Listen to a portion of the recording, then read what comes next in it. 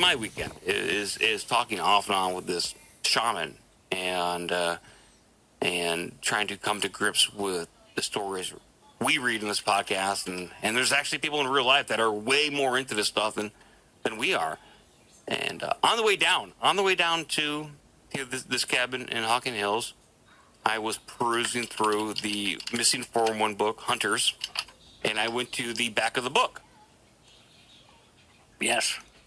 And if anybody who's read the Missing 411 books knows that Dave Paulides doesn't really take a stance one way or the other, doesn't really speculate too much on what could be happening, and doesn't really give too many paranormal accounts, like what if people saw a ghost or a poltergeist. Doesn't go into that shit. But in the back of the book, he does recount an occurrence, an instance of one of his friends who he personally knows. I think it's Maccabee, is an optical physicist, and Professor Maccabee's wife was out hunting and witnessed not only a UFO in the sky, but also a visual distortion about...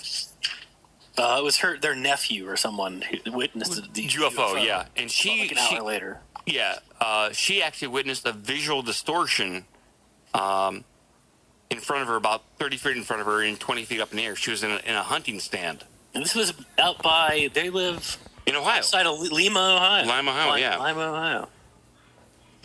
And this happened, 6 years ago, according to the book. Yeah, and so so when I say visual distortion, what do I mean? I mean, like, you're looking at the movie character, the Predator. That I can set it up a little. I have the book open right now. Sure, yeah, read it, please. Paragraph. Yeah. Okay, her name's Jan. Okay, so Jan sat down in her seat. Okay, she was bow hunting up in like a tree stand. So she sat down in her seat approximately 5:30 p.m. The timestamp on the photo she took establishes this. She's taking photos with her camera on her phone. There's a BlackBerry Pearl, by the way. Correct. They used to have one of those. But anyways, back probably around 2010 as well. But that's neither here nor there. As she was getting situated, Jan started to text a musician friend. Apparently she was booked musicians. I don't know. Mm-hmm. And at apparently 6:21 p.m., Jan started to take a few photos of the ground in the area around her tree stand. The conditions were very good as the sun were at her back, and she was facing east. It was about this time the strangers started to encompass the area around her. As she texted her friend, the woods all of a sudden gone silent, which we hear a lot of when predators are around, and all noise ceased. Prior to this, the birds were chirping, bugs were making sounds, and the leaves were rustling. She started to think about things in her mind. She thought it might be some predator, like a black panther or a bear. Are there panthers in Ohio? Well, they have mountain lions now. And they released mountain lions in the Hocking Hills area to take care of the coyote problem. Well, then when you do it, when it's your mountain lion problem, release the bears. Release the bears, and then when there's bears, release Bigfoot. Yeah, exactly. Release elephants. Truckosaurus. Yeah. And we'll clone T-Rex to take care of the elephant. Exactly. Keeps going up the chain. And I don't know.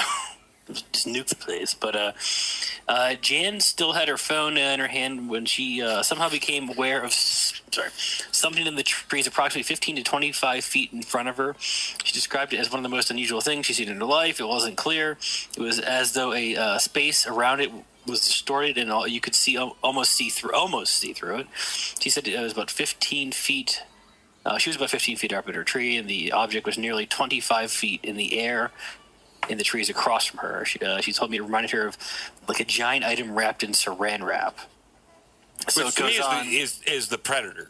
Right, yeah. Well, it goes on in the story. The professor did some analysis of the photo. She took several... I guess before that, they had gotten a message on Facebook from their nephew, and they said at band practice around 7:50 that night, everybody at the marching band of the high school, which was about a mile away from where she was hunting, saw this white yellow disc hover around in the sky for about 5 minutes and then just kind of shoot off to the distance.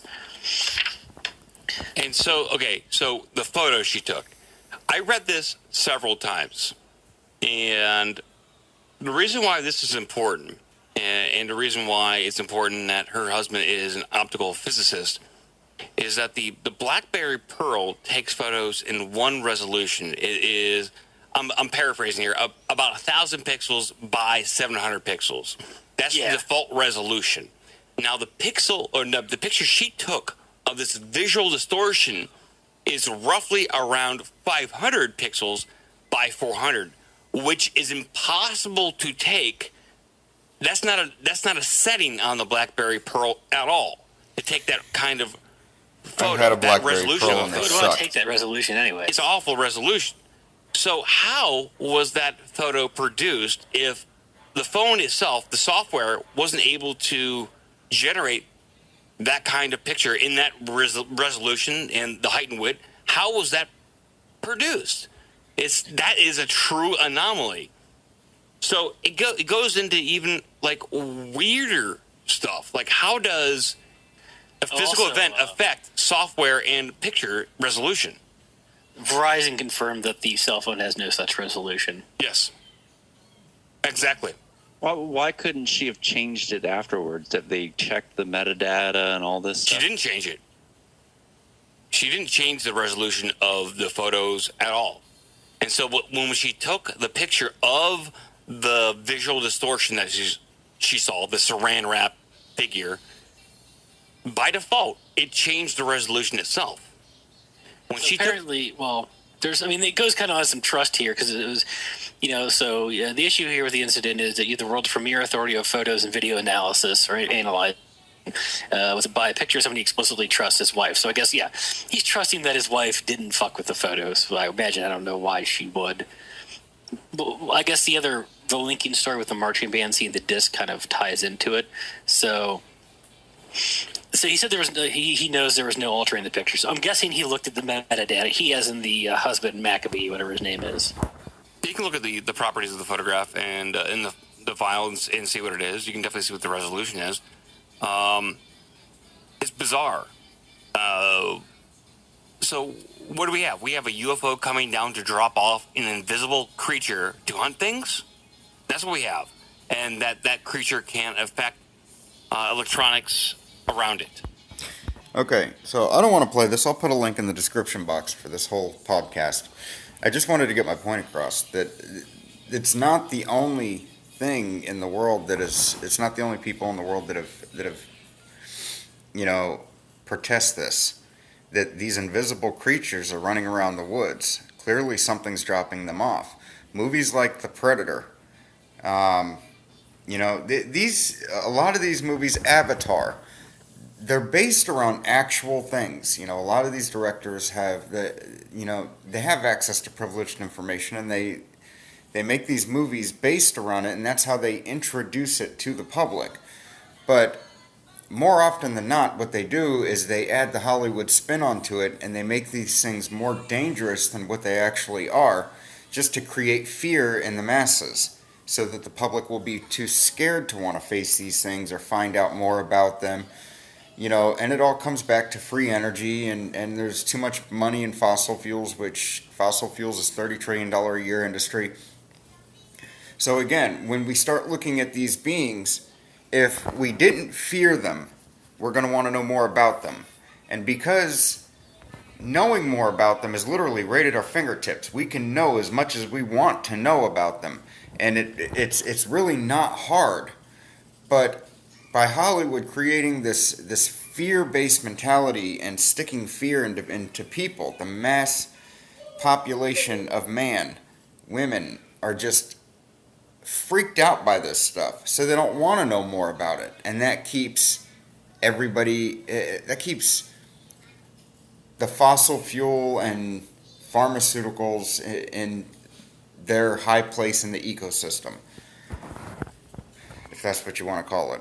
But that's why they do that. We're being introduced to it, but we're being introduced to the fear aspect of it, not the actual reality end of it. That being said, I'll leave a link in the description box so you guys can watch the full podcast. I hope you enjoyed it. If you hit the like button, and don't forget to subscribe.